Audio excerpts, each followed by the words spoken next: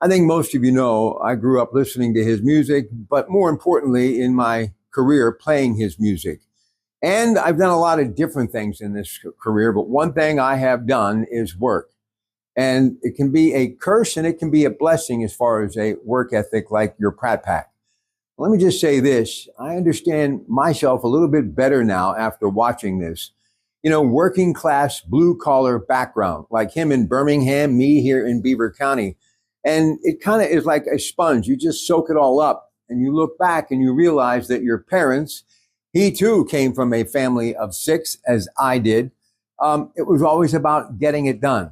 Man going off to work, summer, winter, spring, and fall. A year turns to 5, turns to 10. And then you're looking back on a 40-plus year career. My father worked, but my mother worked harder than anyone. And I could just sense that in his wife, Sharon, and in that relationship that they had, which is still so remarkable. And I think we should all embrace the family that is the Osbournes. Absolutely amazing. But I want to go back to Ozzy. And I must tell you, I was fighting back tears when they were rolling credits showing that hearse carrying his coffin and the streets in his hometown literally flooded with people paying their respect. The show must go on, an old phrase in the world of entertainment, right? But to me, my microphone was my hammer, and I was just working every day like my father, as I believe he was with his microphone on a much bigger level. He did abuse his body early on because it was his way of escaping all of the things that were torturing him. I get it. I understand it.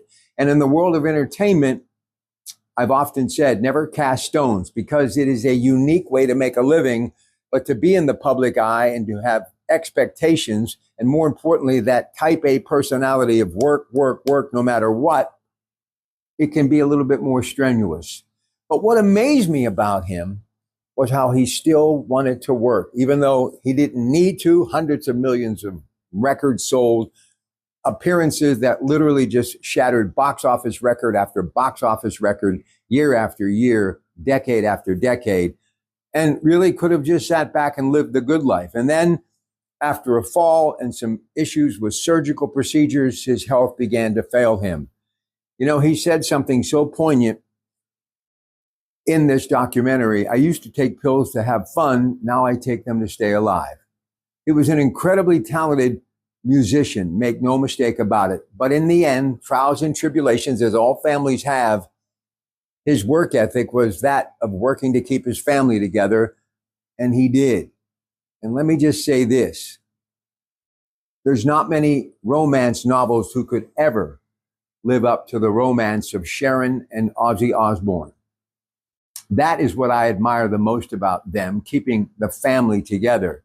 Because in a lot of cases, it doesn't always have a happy ending. But this, even though we lost him shortly after that farewell performance in his hometown with some of the greatest musicians in the history of heavy metal, he did keep his family together until the end. And he and his lovely bride will reunite for eternity. Not quite yet, because Sharon has a lot to do, as does those children and his grandchildren.